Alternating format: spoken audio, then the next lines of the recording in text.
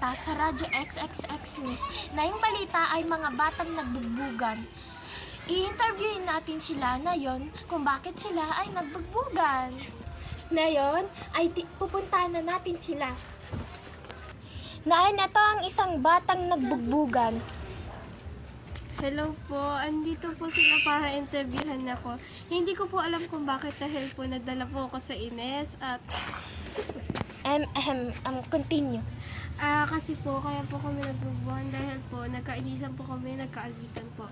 Dahil po sa isang kwek-kwek. Sa isa-isa pong kwek-kwek? Ay lang po? Bakit po? Kasi po, may bumili po kasi kami ng 3 kwek-kwek. Tapos, yung isa po na kinain niya nahulog. So, like, nahulog yung kinain niya. So, kinakain ko na. Tapos, kagayin ko na sana yung isa. Kasi, nahulog yung sa kanya. Eh, yung inambag niya lang po ay 5 piso. Ako 10 piso. So, yeah. Nakakain ko yun. Tapos, kinuha niya.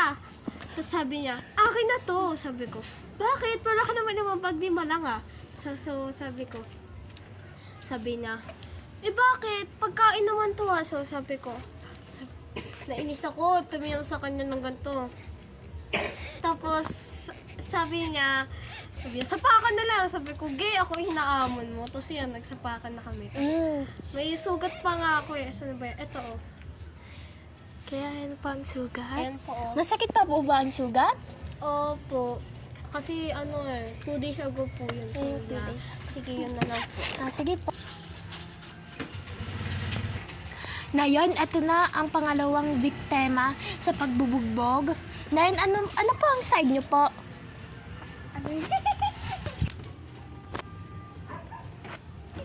Hello.